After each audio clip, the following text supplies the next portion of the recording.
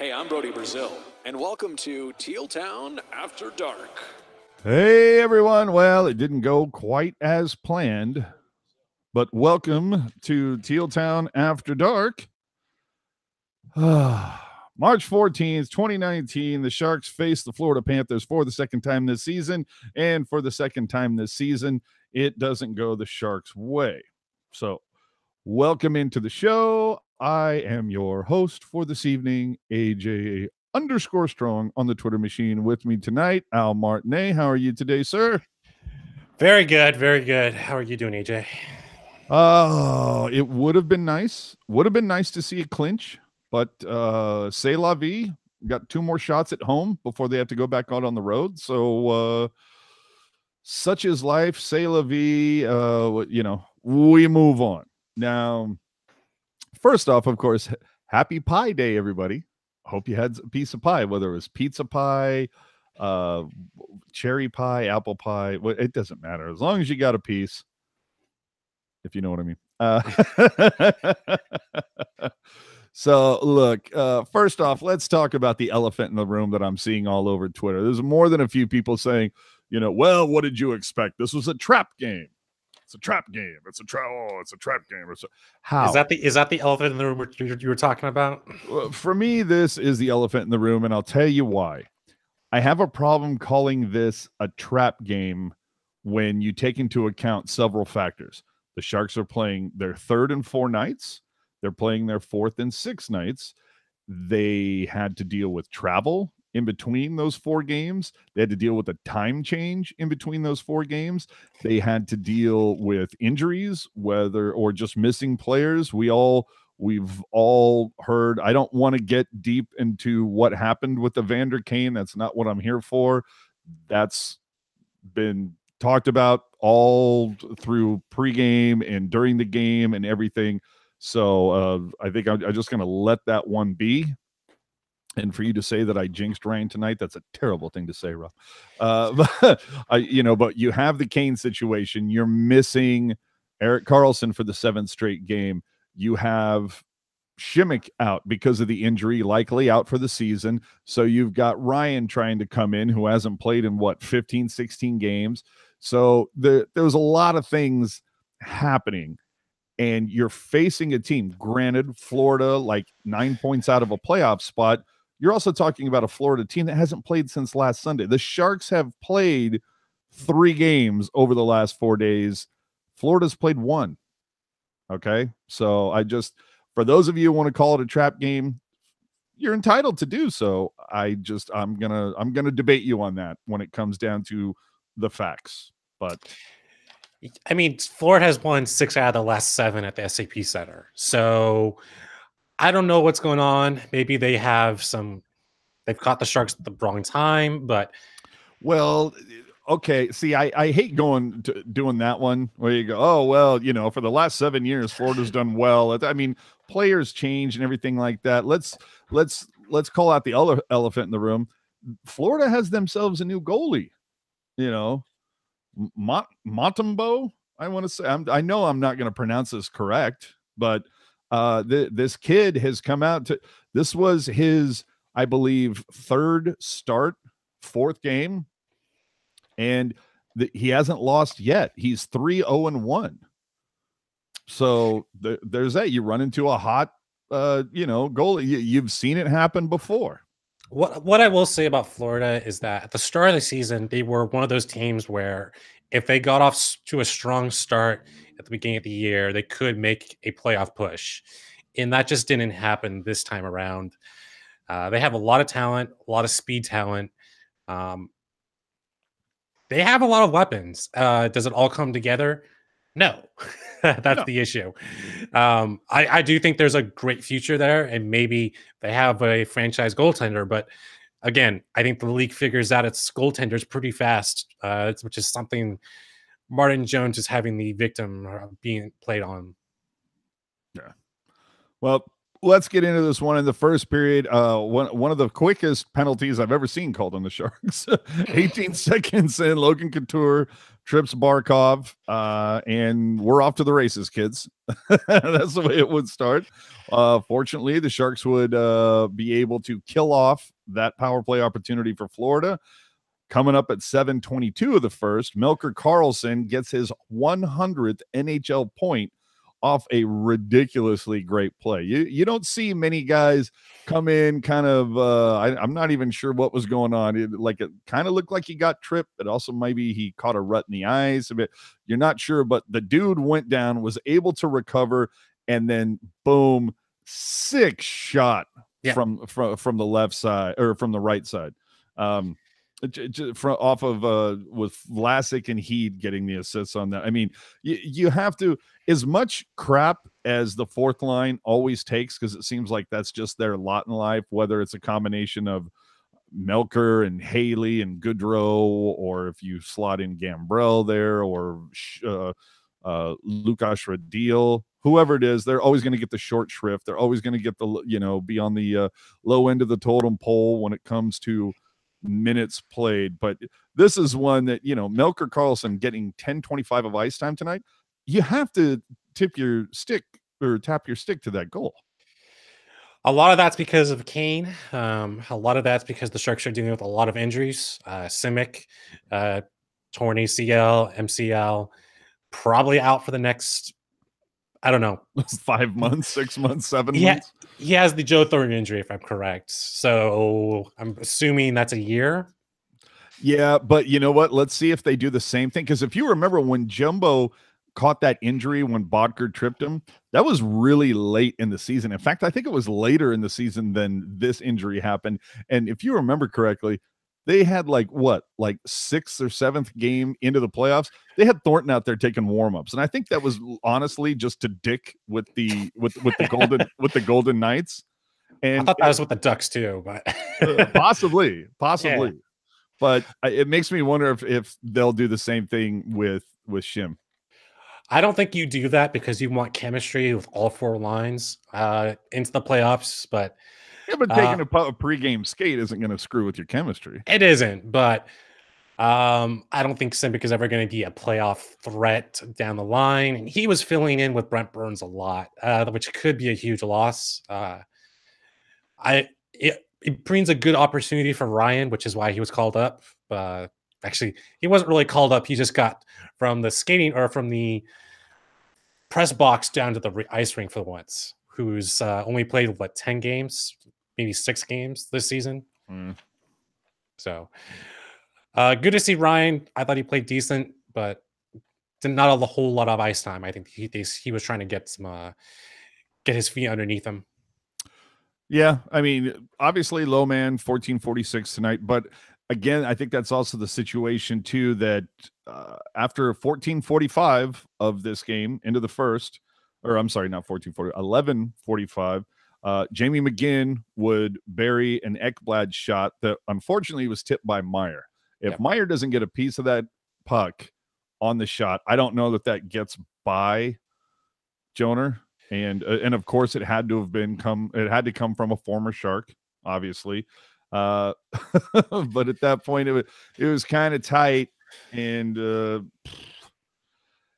I think it's one of those cases that if for some reason the Sharks had a 2-goal lead halfway through the second, going into the third, maybe Ryan does get afforded a bit more ice time just because the Sharks have the opportunity to allow that. Al, I wish Jones would make saves off the tips a lot more. It seems like if it's just a little tip, Jones loses the puck instantly. I don't know what's going on with his puck traction. If he's losing the puck, he's not comfortable in the crease. But that's been a problem with him with shots from the blue line all this season.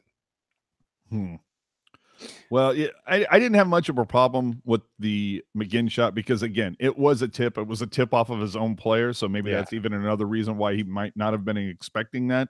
But, you can't fault Meyer too much for that. He's doing what he's trying to do, and that's to keep the rubber out of the crease. But, It is what it is. So former Shark Jamie McGinn, and this will be a trend when I say former Shark, scores 11:45, but at 14:36, Kevin LeBanc would slap home a great pass from Braun that came by way of Dylan. And the really cool thing about this is basically LeBanc started this whole play by slapping it around down low behind the net, slaps it around, get good puck movement. LeBanc gets to the right spot, and geez Louise, I mean, winter goalies, you see guys like Pavelski, Ovechkin, clearly LeBanc, all practicing that shot from the left circle. Yeah. Do goalies practice defending that? I mean, it's so ridiculous how many times that shot gets off. Well, he's on the first team power play now, and they put him on the left side decor for that reason. They want to make him into that Ovechkin power shot from the right corner. He has a great shot, but he's also a pretty good assist man. And I could see him being the third center or second center in the Sharks' future if they want to go down that road. He has a lot of potential. I need to see more of it. I need to see that jump that Hurdle did last year or a year ago. I think there's another level he can go. I'm not too sure when his contract is, but it would be interesting to see how far they extend his contract out. LeBanc, I believe, is RFA after this season. So yeah, so LeBanc would get that slapper home really quickly to Jerry's, a former Shark backup goalie, Thursday night game, new black armor, blah, blah, blah. Not new, but stealth mode, my friend. Stealth mode. There is no more black armor. And yes, Kayla, quite comfortable. So to finish off the first period, shots on goal, 8 for the Sharks, 7 for the Panthers. San Jose would win the faceoff, 57% throughout that first period. So you would think, you probably feel pretty good coming into the dressing room after one. And, well, that wasn't so much to be as we get into the second. But before we do, I want to thank the 21 of you watching right now. 21. Man, have we fallen off? You know what it is? It's the view count. It's always lower. I blame stealth. I blame the black jersey. No, I'm kidding. No, it seems always lower when the Sharks lose. But anyway, for those of you watching, thank you very much for doing so. This is Teal Town After Dark. We go live after every single Sharks game, talk about it, bandy it around, might talk a little more harshly than the guys on TV that are paid to do it. Boy, that would be nice. Anyway, but do us a favor if you would. Hit the subscribe button down there. Tell a friend. Let them know about the broadcast. We also have a weekly show called The Pucknologist, which will be live this Sunday. So we would appreciate it. Follow us on Twitter and Instagram at Tealtown USA. Same thing on Facebook. Sunday, Bloody Sunday. Yes. So, oh, and it looks like Felix is going to have a new article tomorrow. So check the website, tealtownusa.com. So going into the second period, oh man, Hunt, a minute 25. Hunt catches the Sharks napping off the face. I cannot believe how quickly this whole play ensued. I mean, it was like the ref dropped the puck and 5 seconds later it was behind Jones. Yeah. That's the one that I need to see Jones make the save on. And there was no one in front of Jones. There was no stick in front of Jones either. Like no. Again, I say this is the one that I write it down. I'm like, caught him napping, caught him sleeping. Even if you're caught him napping, I mean, like you're supposed to make those quick saves. Like I don't see how that's one. I don't see anything like the plus minus should just not even get affected on this. This is a Jones goal essentially. Yeah, unfortunately so. At 7:35, Braun would hook Sharks legend Mike Hoffman. Sharks would get a power play for a power play. They would be on the kill for a couple minutes, but everything, looked good. They minimized the shots because Florida does have a strong power play, which the Sharks would come to see later on. I mean, granted, Sharks did put the Panthers on the power play 5 times tonight, including a double minor that we'll get to in a minute here, but Panthers were able to score 1 on that. At 9:48, Trocheck slashes Meyer. The Sharks go on the power play, but unfortunately, that'll only last a minute 6 seconds because at 10:54, Couture high stakes Huberdeau. That ends up being a double minor for drawing blood. And I guess, what did you think of the officiating tonight? They had 5 power plays tonight. Florida did. I didn't have a problem with it because, I mean, looking at here, it's a Couture trip Barkov. Yeah, that was a trip. That's a clean call. Braun hooked Hoffman. I thought that do I think they missed one that hurdled Drew? Yeah, I think they missed that one. But to me, that's that's not the reason why the Sharks lost this one. Again, I go back to the whole point of, look, the Sharks have played a lot of hockey over the last 6 days. And they've dealt with some personal stuff over the last couple of days. Granted, did they lose a game to a team that's on the outside looking into the playoff picture after recently beating 3 teams that are in the playoff picture? Yeah. Are you surprised Dell didn't go today because of that reason? No, I'll tell you what surprises me. I'm surprised Dell didn't get the start in Minnesota, and the reason being is because they were playing Winnipeg the next night. But then again, what was pointed out to me ad nauseum on Twitter by one particular person was, well, the reason why they're starting Jones in Minnesota is because, do you remember the last time Jones played in Minnesota? He shut them out 4-0. And it's like, okay, but there's also been several times Vancouver, Dell shut out Vancouver early in the season at SAP.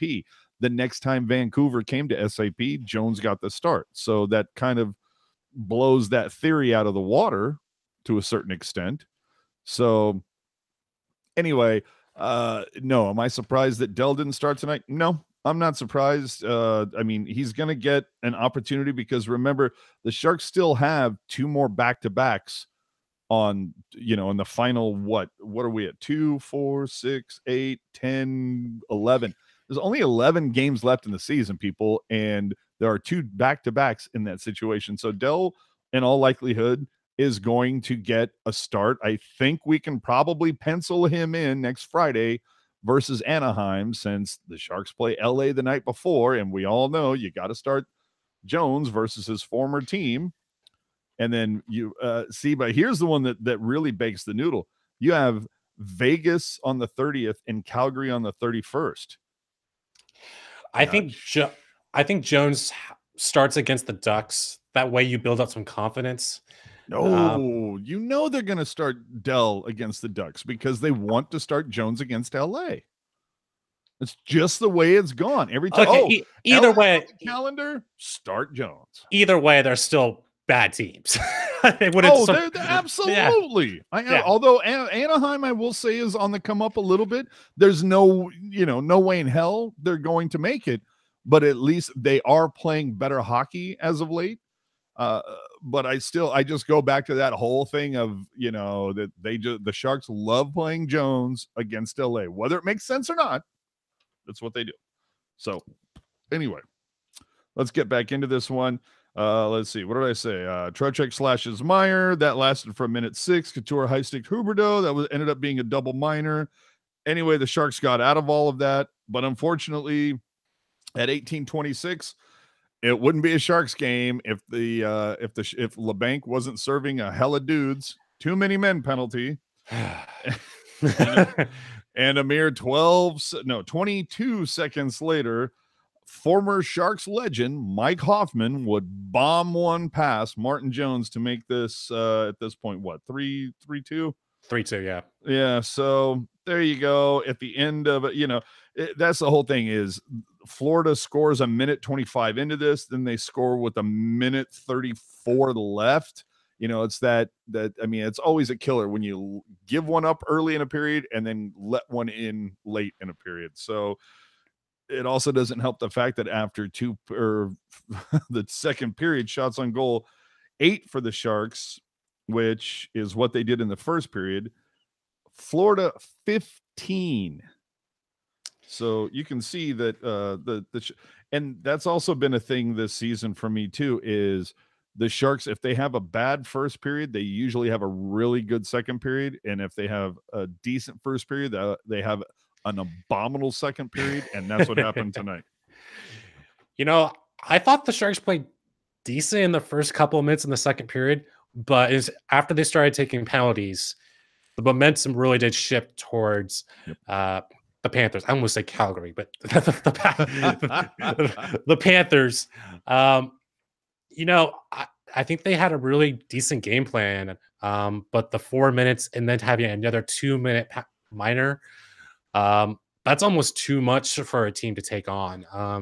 And our penalty kill hasn't really been that great this season, which is kind of it's top 10. Top 10. It's still top 10, but it doesn't feel like it's a solid top 10. And there's times when we've given up, like in January, we gave up a power play goal 6 out of the last 8 games in January. So there was times where the power play was at times better than our penalty kill, which was kind of a weird sentence to say. There was a time when our special teams were better than our even strength. We went a stretch between those 2 Boston games where the Sharks had scored 8 special teams goals and 7 5-on-5 goals. So it's bizarre on all sorts of levels.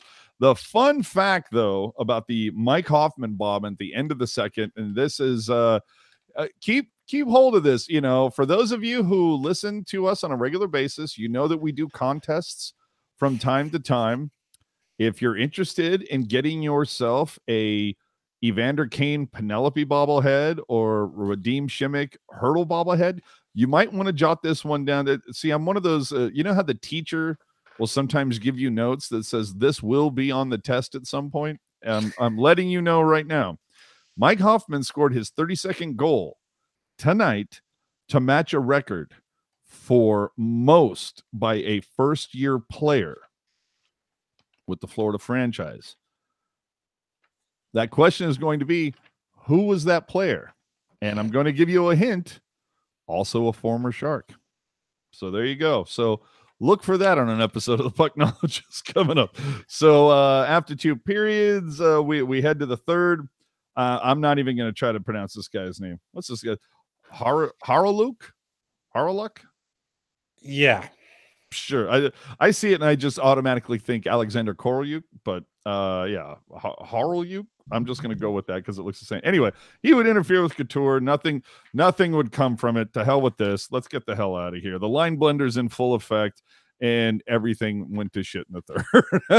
I mean, that was pretty much it. There was really, I don't know about you. I really didn't have that vibe of, so you're telling me there's a chance. Once Vetrano scored at 8:17 of the third, of course, Mike Hoffman getting an assist on that.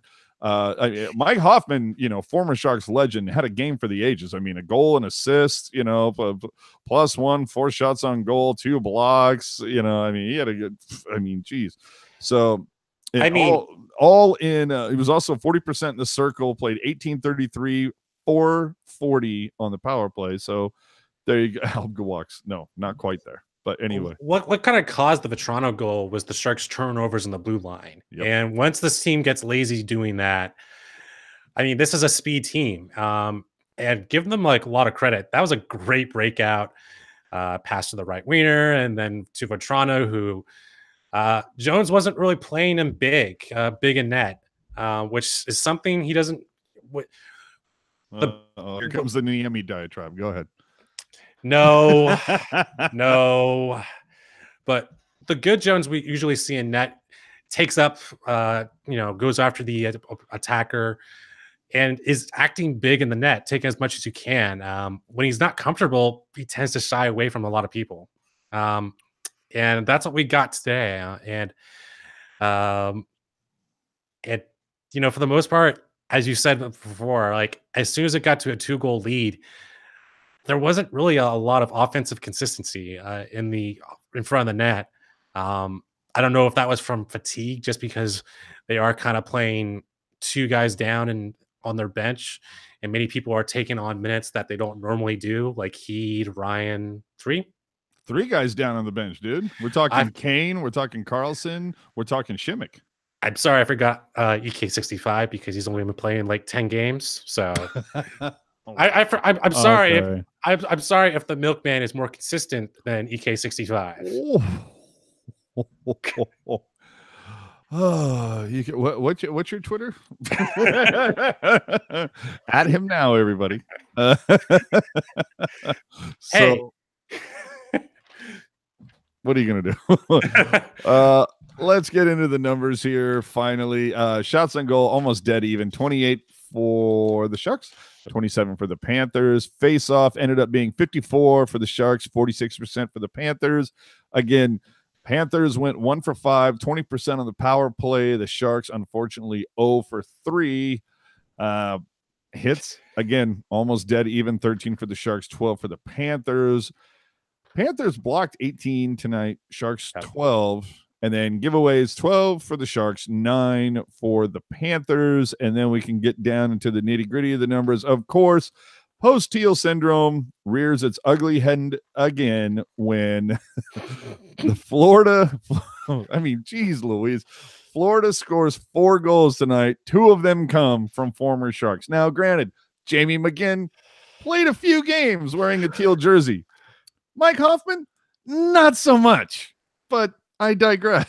I'm glad I slept through the legendary career of Mike Hoffman. It was only for three hours, but I still slept through it. I want to say you're full of shit there. I think you're about 90 minutes overreaching. I don't think it was longer than 90 minutes. Okay, I'm giving him some credit here, but he at least delivered EK65. But whatever. Yeah. But anyway, that's just the way that it goes, of course. You know, their new the new kid in goal for Florida, Matumbo.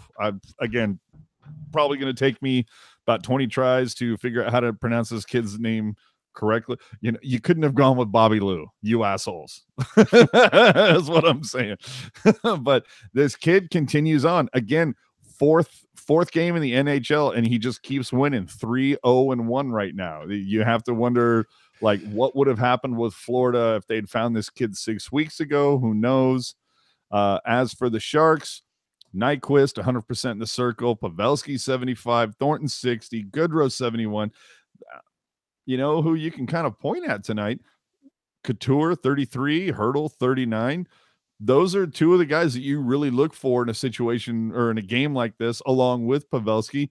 And I'm not taking anything away from them, but this you would think would be a game that those guys would be the ones to kind of step up and I don't know, make a difference. And tonight, maybe they didn't, but I just go back to the fact of 3rd game in 4 nights, 4th game in 6 nights. You've got travel in between. You've got the time change in between. You've got injuries plaguing the team. You've got personal issues happening with the team. So, you know, again, I'll forgive you for this one. You get 2 more games at home before you leave again for a quick roadie. But take into account, too, the fact that you're like, you remain in the state of California throughout the rest of this month. Take advantage of that fact. Yeah. You know? I don't know. I don't know how you feel about Couture this season, but I feel like he's been playing a lot older. Just a lot. I don't know. It just seems like he's lost a little bit of his step in terms of getting through the neutral zone. It just seems like he's missing an extra gear that we normally see from him. I don't know if he's playing a little bit injured or not, but I've been looking. I just wanted to see if he has another level to him that we normally see that kicks in around this time of the year. That I'll give you. I definitely think he knows how to kick it up a notch once the playoff starts. But Andy pointing out, you know, Hurdle was 2nd in TOI tonight. Couture was 4th. So, I mean, they were playing solid minutes. And again, the boys, for the most part, they looked kind of gassed tonight. And I think for a solid reason. Again, all the things that I just named a minute ago, there are plenty of reasons to do so. You know, this would have been a great night for me for like Donskoy to step up. This would have been a great night for Donskoy to step up, to take advantage of the fact that he is getting ice time right now. Because let's be honest, when all the pieces are back, at least at the forward position, Who knows if Donskoy is, not the guy who is in the press box as we move into the playoffs. You never know. I But mean, this is his last year. So this is his last year under contract. that's the So whole thing. He's like literally like the anti-Pavelski. Pavelski's on the last year of his deal, is putting up ridiculous numbers, should have 40 goals, and Donskoy is just like going completely the opposite. Donskoy's like, take your contract. I don't give two shits about it. I will say this about Donskoy is that he helped when he was on the Kane, Hurdle, and Donskoy line. That was really good. That was great chemistry. He still wasn't putting up points though. But at least that chemistry was working. It was. And you keep those three together. Yeah. But I'm not really seeing him a great fit anywhere else. Do you put him with Joe and Nyquist? Because that would be the only two pairing I see him working with. Oh, well, okay. So when everybody's healthy, because let's be honest, everybody, we have our pairs, ladies and gentlemen. We have Sorensen with Jumbo. That's the pair. We have Kane and Hurdle. That's the pair. Then you have Pavelski and Couture. That's a pair. So then it's coming down to the fact of, okay, who are you going to slot in? Now, the thing is all those players that I just named, only one of them is a right-handed shot. And that's Pavelski. Yep. So it comes down to, sometimes I kind of get the feeling that not Pavelski, Donskoy. Sometimes I feel like Donskoy might get ice time just simply because he's one of the few right-handed shots that this team has. So but we've seen DeBoer doesn't have a problem putting all lefties on a line like we've seen with Hurdle, Nyquist, and who was Hurdle with?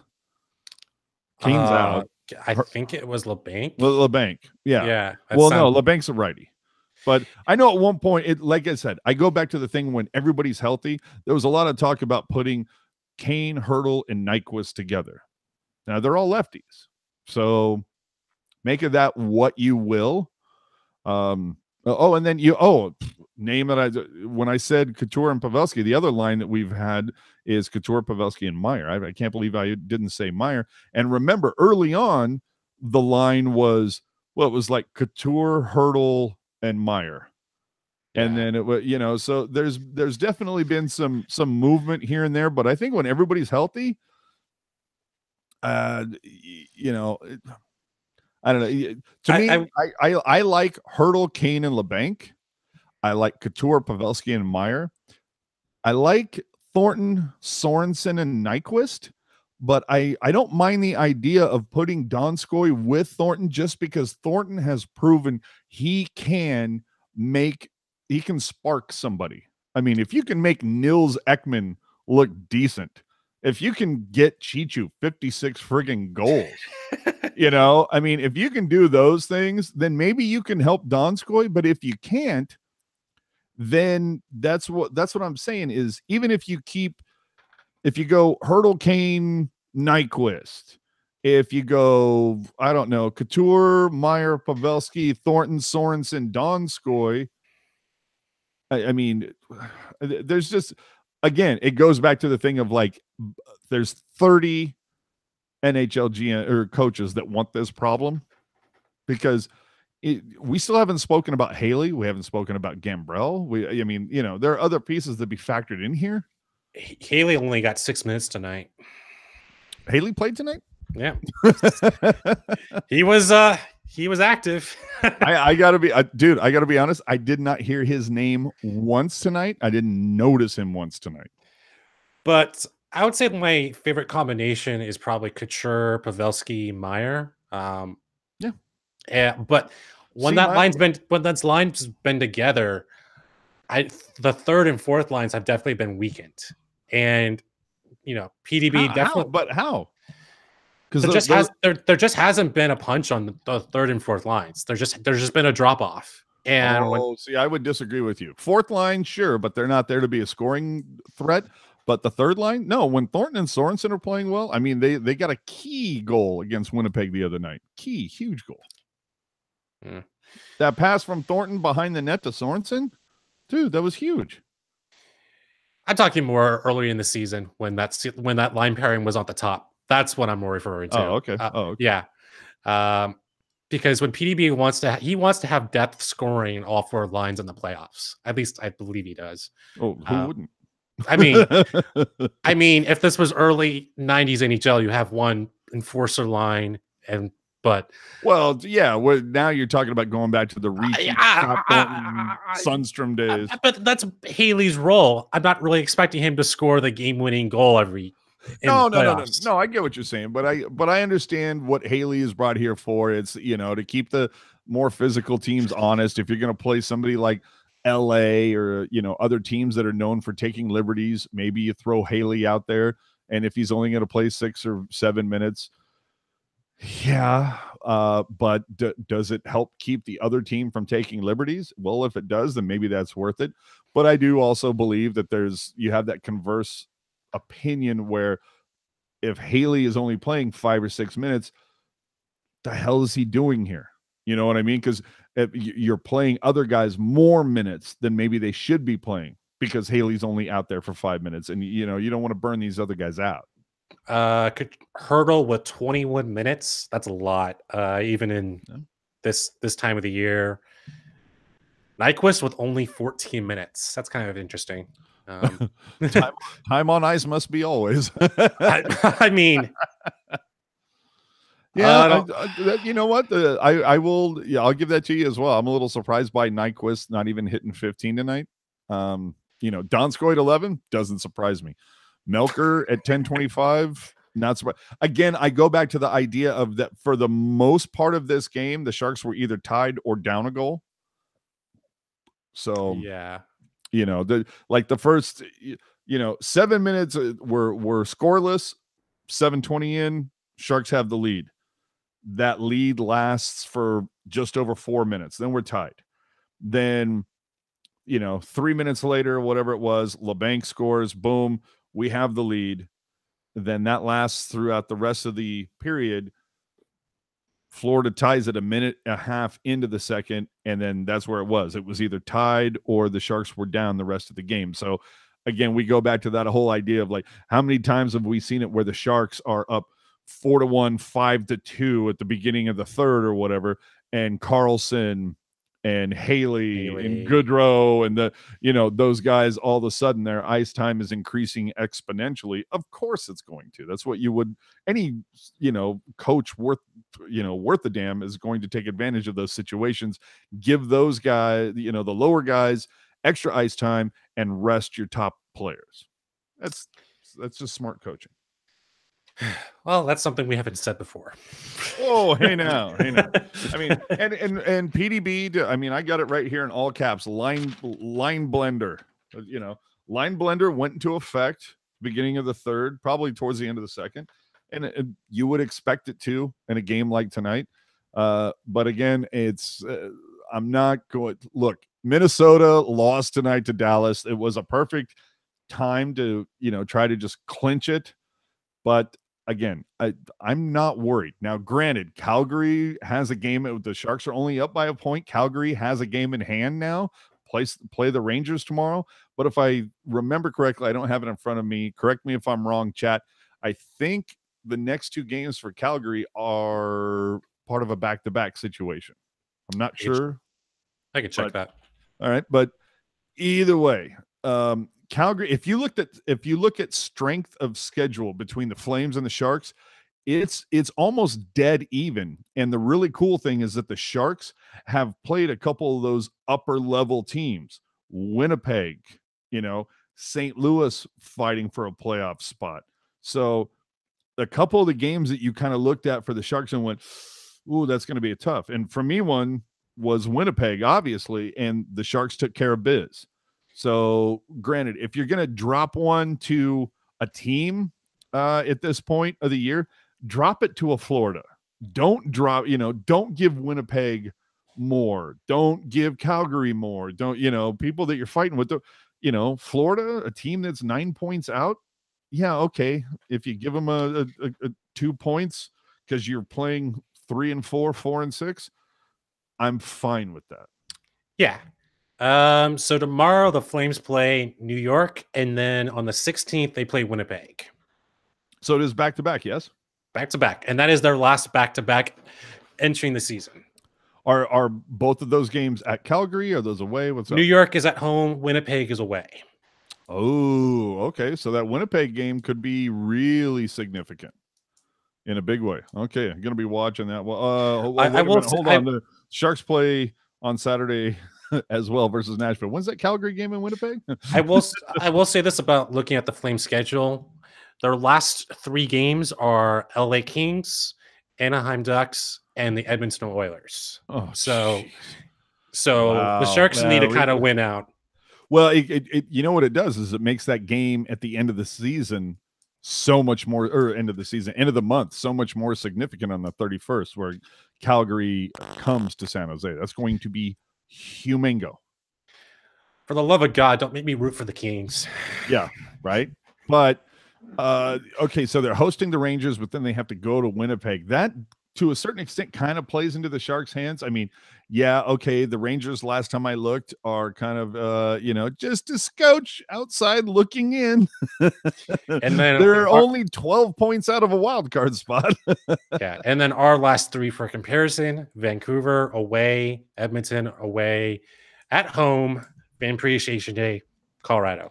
Yeah, but see, at that point, though, it's Vancouver. I'm not worried about Edmonton. I'm not worried. I mean, Edmonton is in such disarray. Who's the cat that broke Connor McDavid's collarbone a couple years ago? What's that guy's name? Mike Hoffman. No. Come on, chat, help me out. I know one of you guys are going to have this. Either way, that player, and I'm going to wait until the chat gets his name up. But it is so funny. Edmonton is in such disarray. Manning. This franchise is in such disarray. They traded for the guy. They traded for Brandon Manning, who broke Connor McDavid's collarbone. They traded for that guy. Had to clear it, of course, with McDavid to make sure that was cool. They get this guy in thinking he's going to be something key to spark some sort of resurgence. What happens? He is now, the last game that he played, well, I shouldn't say played, the last game that he was involved with was sitting in the press box for Bakersfield. For the Bakersfield Condors. Okay, they're literally paying this guy millions of dollars to sit in an AHL press box. This is how peak Edmonton Oilers we have gotten, people. I'm just saying. But to get back to this, look, you win it against, let's get back to Calgary. They got to host the Rangers tomorrow. Obviously, we're all rooting for the Rangers. I'll be wearing my Rangers jersey in a heartbeat. But if the Rangers can hold them off, then, both the Flames and the Sharks are back even when it comes to games played, while the Sharks remain a point up. Then we come to Saturday. That's going to be huge. Sharks hosting Nashville, who are kind of in flux recently. Things, they got some huge pieces at the trade deadline. Wayne Simmons, everything like that. And since the trade deadline, Nashville not playing that great. So looking at Calgary's schedule, 8 out of their last 10 games are all Pacific opponents. And so if the Sharks tie with Calgary and it goes against, I think, Pacific Division record, they would have the tiebreaker, I believe. All right. And I go back to Nashville. Nashville's playing 500 hockey over their last 10 games. They're 5-5. So I'm just saying that it could be Let's just talk Saturday, because I'm assuming, and correct me if I'm wrong, since Calgary is playing in the Peg and the Sharks are hosting the Predators, wouldn't that game probably be into the third period by the time the puck drops for San Jose? What time does that game start in Winnipeg? Is that 5 o'clock? 5 p.m. Mountain West, whatever time. For us? No, for Winnipeg. Oh, so that's like a 3 p.m. start here? Is that what? That'd be like a 3 p.m., 4 p.m. start. We'll get it together, man. Which was it? 3 p.m. Yeah, 3 p.m. Okay, then. So, I'm sorry. I'm sorry. It's that would actually be 4. 4. Yeah, it's a central. So 4. I'm going 4. 4, maybe 5. But either way, Get together, AJ. yeah, that's what I'm saying. But yeah, so anyway, that game could be at a certain point. Let's just win on, versus Nashville and get her done is what I'm saying. That's all you have to worry about, and then you get to deal with the Vegas Golden Knights. So good on you. It seems like friggin' forever. When was the last time we played Vegas? Have we played Vegas this season? Okay, January 10th at Vegas, 10th. And then and then of course November 24th at Vegas, because for some reason, since Vegas has come into the league, it's become the Thanksgiving trip for San Jose fans. Let's spend our Thanksgiving in Vegas, because the Sharks are going to play there either the day before or the day after Thanksgiving. So there you go. The father trip, let's put it that way. I don't think it was this time. It should be every time, but I don't think it was this time. You're just doing it wrong. Yeah. No, man. Oh, I almost had to put a dollar in the cuss jar. All right. Let's move on, kids. And if I can only find it, and I did. Have the goddamn common courtesy to give him a reach around. So let's reach it around the league and talk about what else happened tonight in hockey. Holy hell. Oh, Buffalo, you've got a great goal song, but you still can't get it done. Getting blanked by the Penguins 5-0. Ay. What are you going to do? But we move on. Who could say I could give two shits? I'm going to treat the Eastern Conference like they treat the Western Conference. So in the aisle, oh my Lord, 2-1. New York over the Canadians. Of course, let's ring the bell. We don't need you, So the Islanders pick up another win. Former Shark Thomas Greiss picking up the victory. Price takes the loss for the Canadians. Then we move down to the city of brotherly love, where there's not a whole lot of love because the Flyers fell to the Capitals 5-2. Connolly pots 2, Kuznetsov pots the 5th one. Let me see. Anybody else worth the shit on here? Nope, don't care. All right. So we go to Ottawa. Oh, okay, we have breaking news. The Ottawa Senators have won a hockey game. You did it! 2-0 over the St. Louis Blues. Again, a team that is fighting for a playoff spot. And if I remember correctly, tonight, because Dallas beat Minnesota and the Blues lost, Dallas leapfrogged St. Louis for the 3rd spot in the Central. So, hey now. Chris Tierney potting a goal in that one. His 9th on the season for Ottawa. Former Sharks alert. And the Lightning just keep doing lightning things, you bastards. 5-4 over Detroit. How Detroit scored 4 goals on you, I'll never know.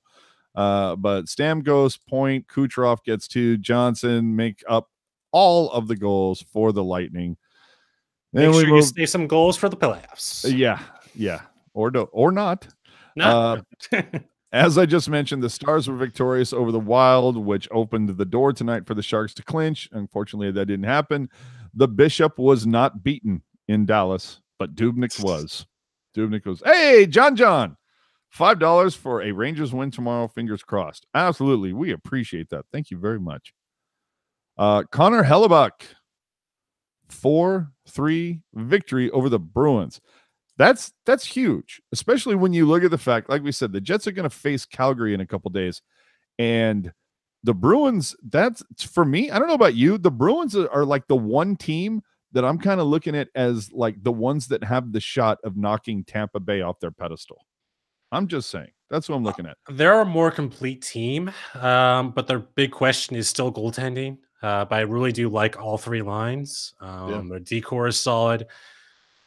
But it would be interesting to see what that matchup looks like. And it goes pretty well against Toronto, which is pretty much their lock to face in the first round, because the playoff system needs to get fixed. That's a topic for another day, my friend. Charlie Coyle, brand new Boston Bruin, former Sharks property, gets a goal in this one, but it's not enough as the Bruins fall 4-3. And of course, the award for best flop in a hockey game over the last 3 days going to Ehlers, who got the game winner for the Jets. We move down to the desert, where the Arizona Coyotes probably are going to petition the league to warm up in those sweet bomb-ass Arizona Diamondback colored Kachina jerseys that they threw on tonight for warm-ups because they won 6-1 over the Ducks. I'm warming up in those sweet-ass Kachina jerseys that are, Diamondback branded until they lose. That's all I'm saying. Go look at the Arizona Coyotes Twitter feed, people. Those jerseys were hot, sick madness. God, those were good looking. Former Shark, again, Jason Demers gets in on it and ended up getting the game winner in this one. Then we move down to LA, where the Predators are victorious 3-1 over the Kings before the Predators come up here in 2 days to face the Sharks. Renee gets the win. Quick gets the loss. Evidently, there was nobody on the Predators that Quick lost his mind for to try to get an autograph from, like we saw with Pavelski. And that's the way it would shake out in the NHL, shall we say, the reach around? Have the goddamn common courtesy to give him a reach around. So there you go. If you're an Arizona fan, you might as well save this. They're in the wild card, 3 points ahead of Minnesota. Oh, dude, I am so rooting for Arizona. How great. Now, let's just talk about this for a second. How great would it be for the Sharks to face Arizona in the first round? Oh, my God, that would be stellar. Now, the thing is, you take into account St. Louis, the last couple of games have not been the greatest. Arizona has gone 8-2 over their last 10. Arizona actually has the chance to leapfrog St. Louis.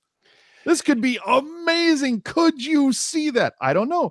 But you also take into account Arizona right now, if they continue this streak, like I said, 8-2 over their last 10, they're only 4 friggin' points out. They're only 4 friggin' points out of the Pacific away from Vegas. Could you imagine if they knocked Vegas out of the Pacific? And I'm telling you right now, Hockey Jerk would buy a jersey and lose his mind. Imagine if Vegas is a wild card team and we have to face them in the first round, and we were just trying to do this the entire time, get the Pacific. You're not wrong, but Vegas, this one's for you, my friends. Oh, I'm sorry, Vegas. I'm an idiot. I meant Arizona. Obviously. Desert Dogs, dudes. I don't know, dude. You're making me love you, man. Those sweet-ass jerseys you rolled out for warm-ups tonight, and the fact that you're just, 8-2. Who saw this coming? This is fantastic. Again, I'm telling you, there is like some undisclosed location where Hockey Jerk is losing his shit. Now, you have to take into account, Hockey Jerk is just like an all-in hockey fan. This guy will watch, Swedish hockey at like 3:00 in the morning local. But the thing is, he's kind of a closet Zona fan. He's a bit of a closet Flames fan, as am I. I do root for the Flames when the Sharks are not involved in any of that.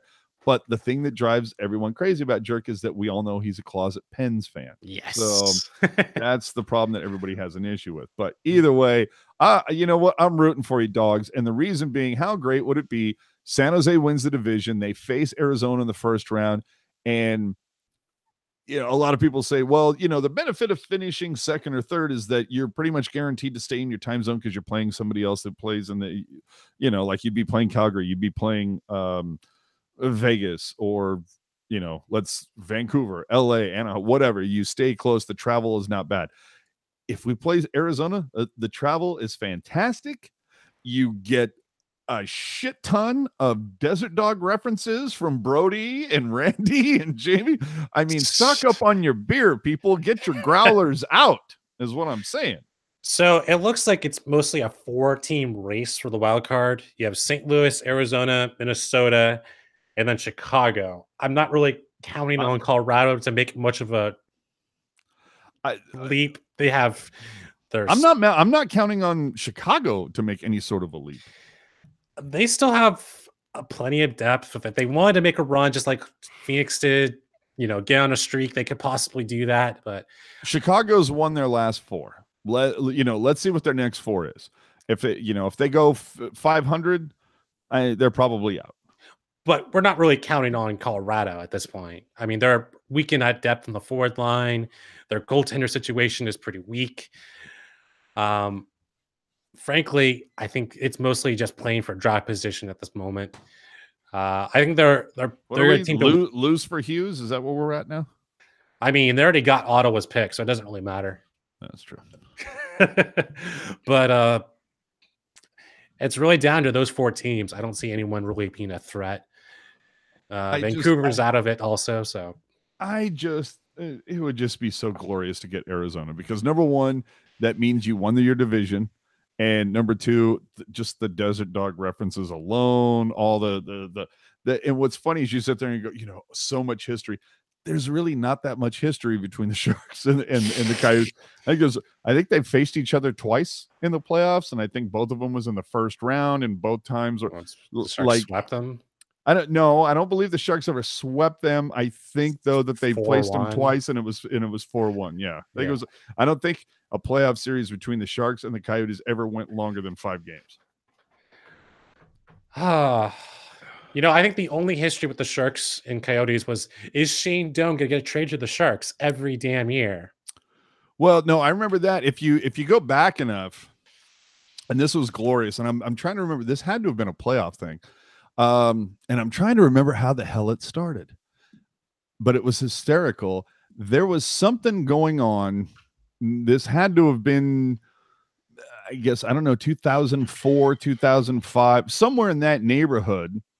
Well, let's see. Okay. Andy Man saying Sharks versus Coyotes in the playoffs one time, 01-02. The Sharks won 4-1 in that series. So there you go.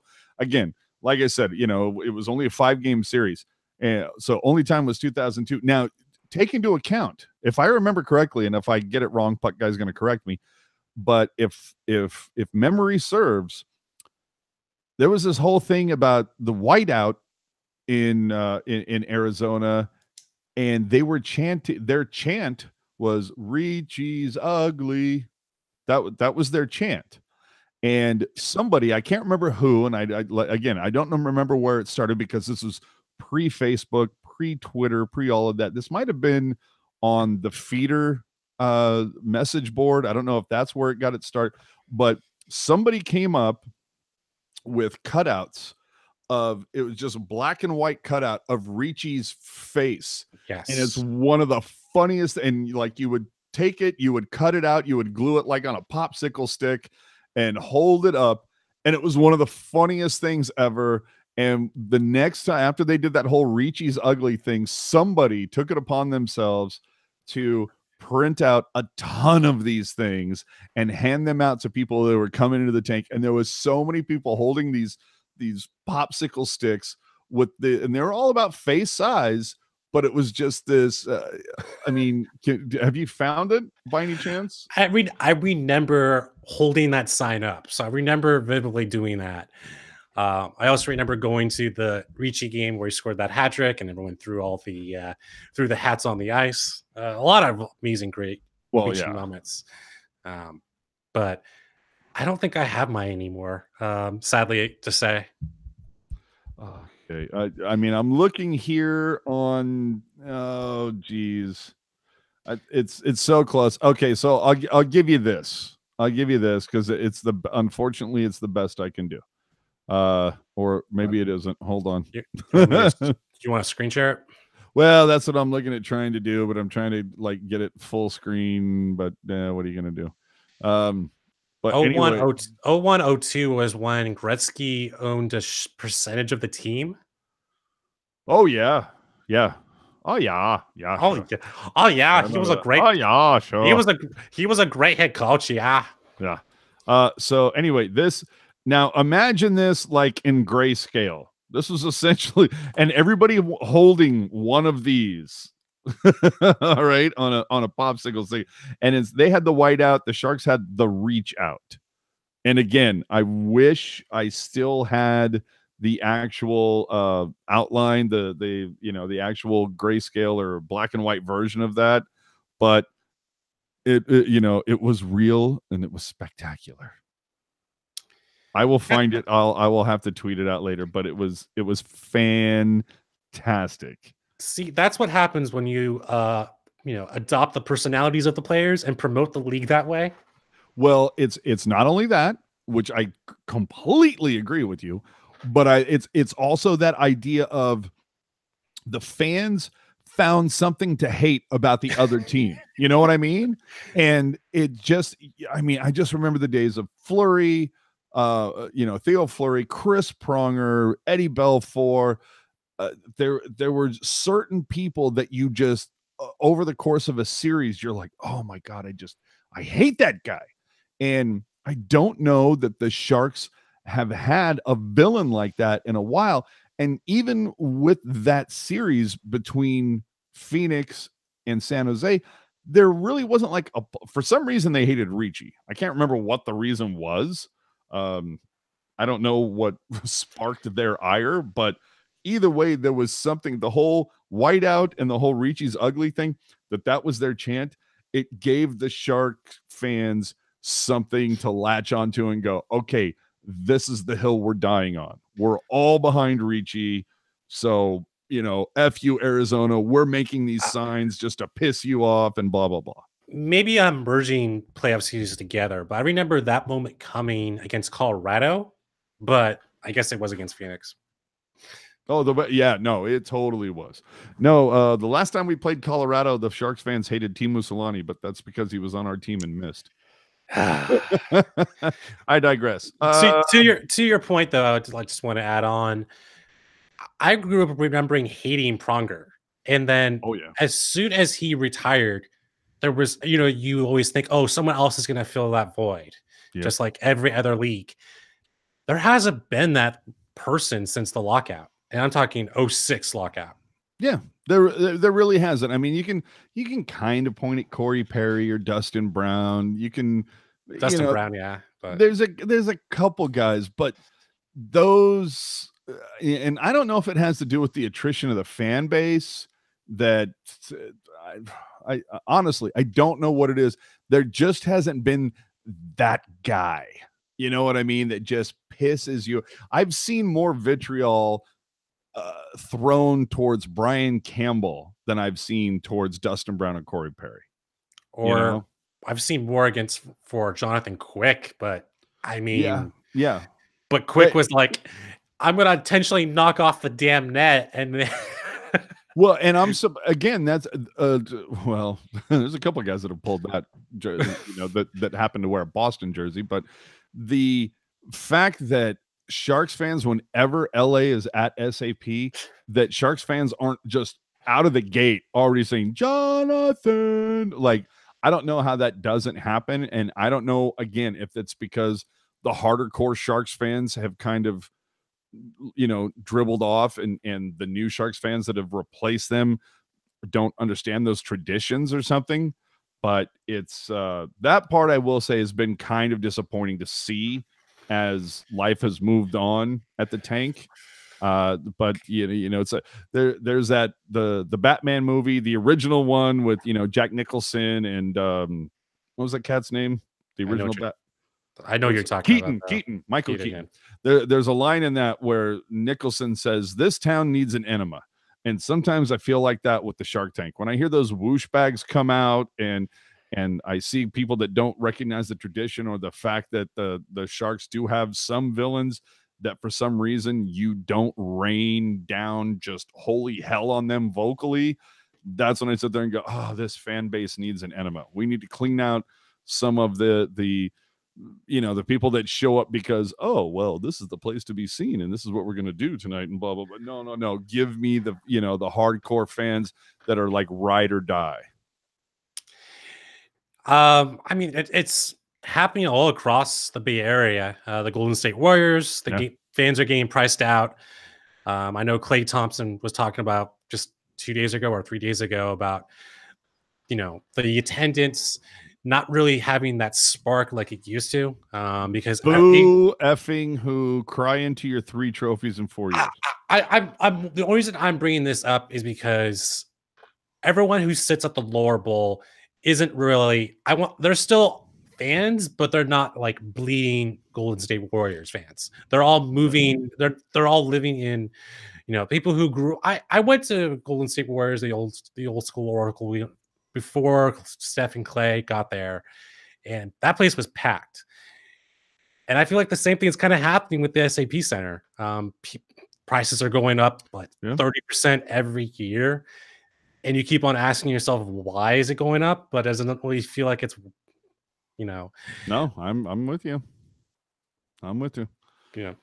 So I think at that point, it's probably time to wrap her up. Let's see here. Let me grab out my one other little piece of notes, because I do have paperwork. I do have notes. And because of that, we take time and make sure that we're aware of it. So on the 16th, as you know, Nashville is coming to the Tank. However, going to give each and every one of you the opportunity to bitch about how poor the ice conditions are, because earlier that day, Colorado Eagles play the Barracuda at 1:00 on Saturday. So there you go.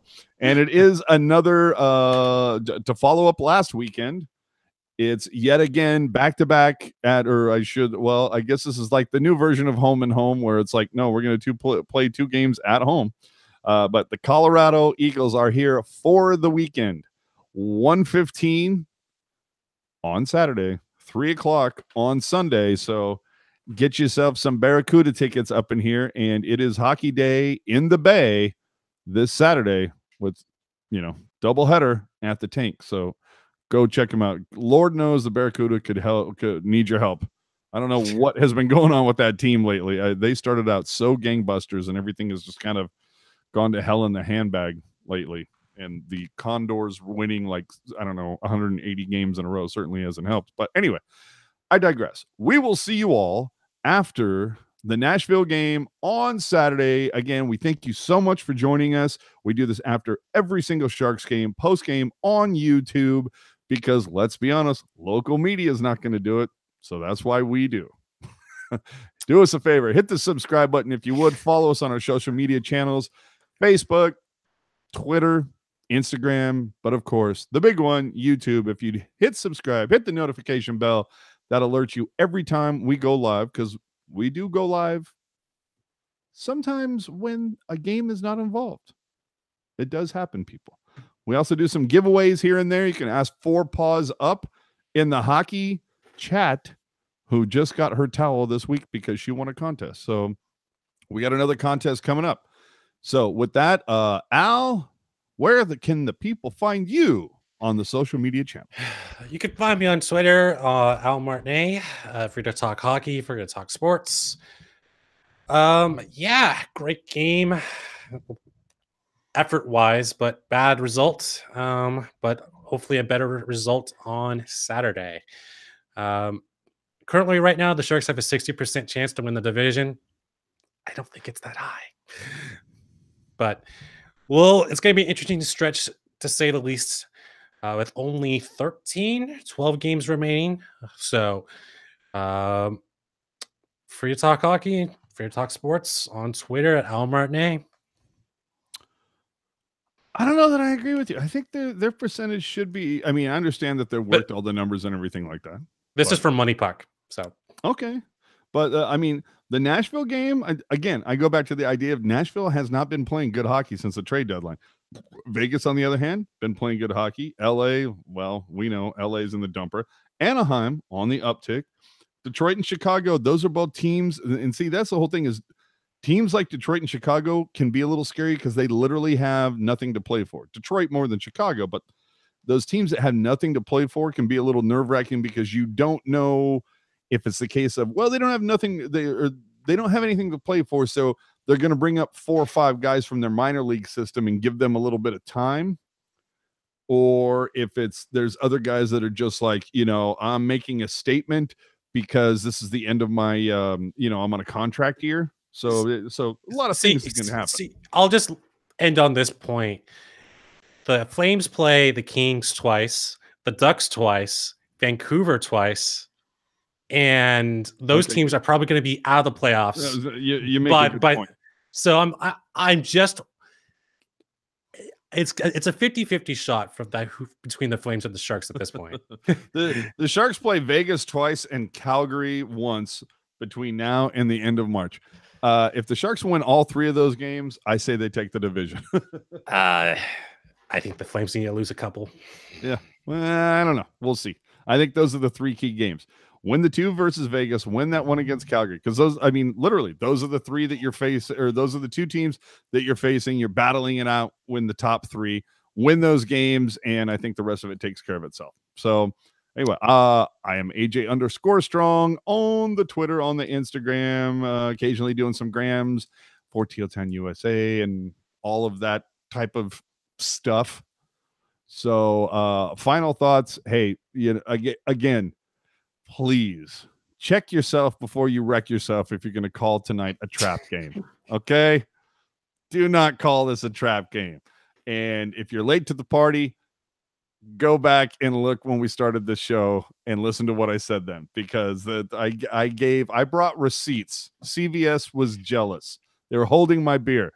There's a reason why tonight was not a trap game. There were multiple. So go check that out.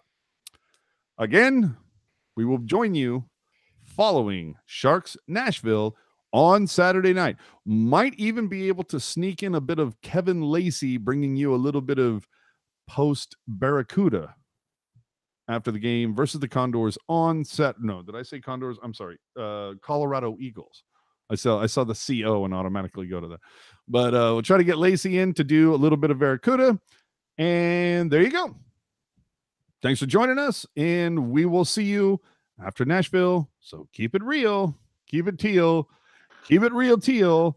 And we're out. Hey, everybody. Drew Remenda here. You're listening to another podcast from Teal Town, USA.